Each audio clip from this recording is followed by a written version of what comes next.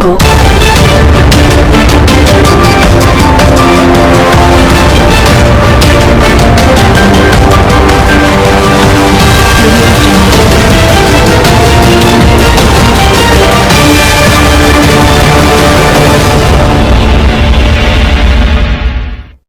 السلام علیکم، زیم بختیار جان حسرت او تاسو ګورئ په پښتو فاین ټي وي باندې د نن ورځې تر دې دمه خبرونه.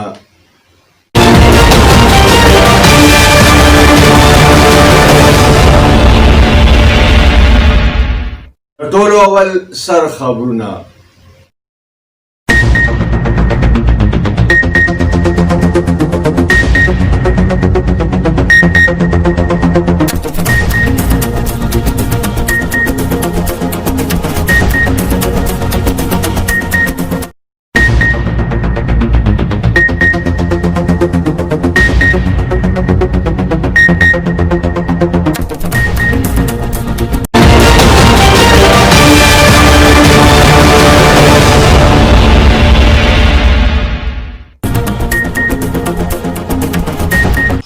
وزیر اعظم عمران خان د ډي جي سټریټیجیک پلان سره ملاقات وکړ.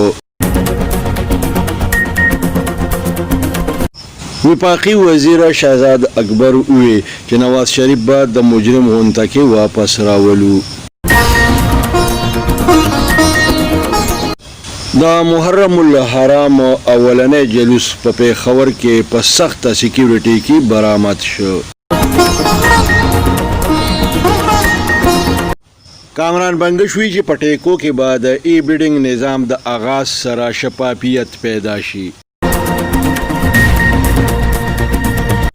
د مهاتما ګاندی چشمه په $3,40,000 باندې نیلام شوې.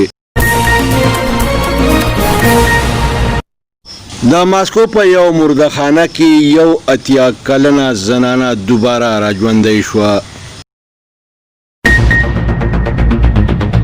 کتونکو تاسو د باران نه پس په کراچۍ کې د کراچۍ صورتحال په سکرین باندې وینئ. د پاکستان کرکټ ټیم په دریم ټیسټ کې په انګلند کې د سکور د غر نه لاندې شو.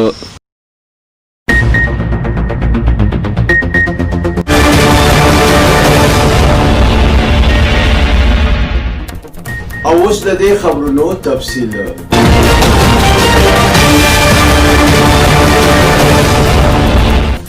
وزیر اعظم عمران خان په اسلام آباد کې د سټریټیجیک پلانز د ډي جي سره ملاقات وکړ. په دې ملاقات کې په مختلفو امورو باندې غور وشو. حکومت اعلان وکړ چې پخوانی وزیر اعظم میا محمد نواز شریف به د بهر دنیا نه د مجرم په شانتي راوستلی شي. دا خبره په لاهور کې وفاقي وزیرانو شهزاد اکبر، فیاض چوهان او شهباز ګل په یو پریس کانفرنس کې کړې ده. په پېښور کې د محرم اولنی جلوس په سخته سکیورټي کې برآمد شو. سږکال په پوره صوبه کې د محرم الحرام په حواله باندې د سخته سکیورټي پلان انتظام کړی شوی دی. د خیبر پختونخوا د وزیر اعلی محمود خان د اطلاعات او تعلقات عامه دپاره مشیر کامران بنګش ویلي دي چې په ټیکو کې به د ای بیډینګ د نظام د آغاز سره شفافیت پیدا شي. د ای بیډینګ د نظام افتتاح به وزیر اعلی خیبر پختونخوا په خپلو لاسو باندې کوي.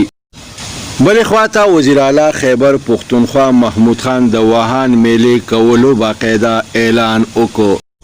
دا هدایت وکړو چې په دې سلسله کې د تیاری او انتظامات په فوري توګه باندې وکړی شي.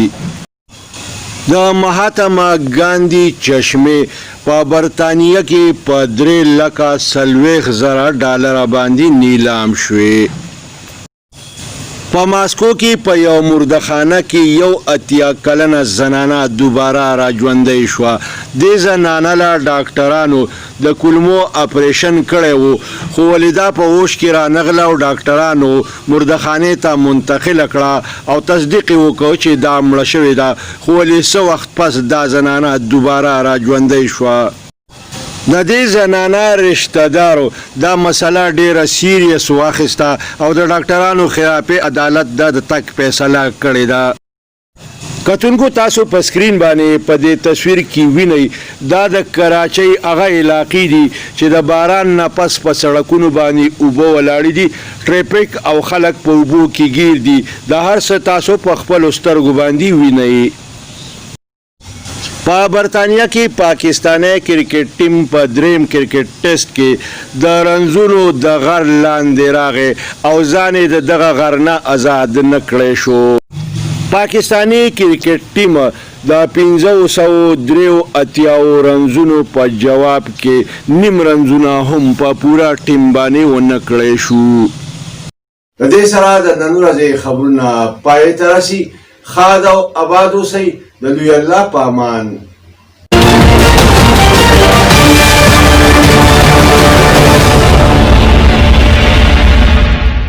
کتونکو پښتو فاین ټي وي سبسکرایب کړئ، د ټلۍ په بټن باندې ګوته کېږئ او دغه رنګې دا خبرونه کتل د خپل ژوند معمول وګرځوئ.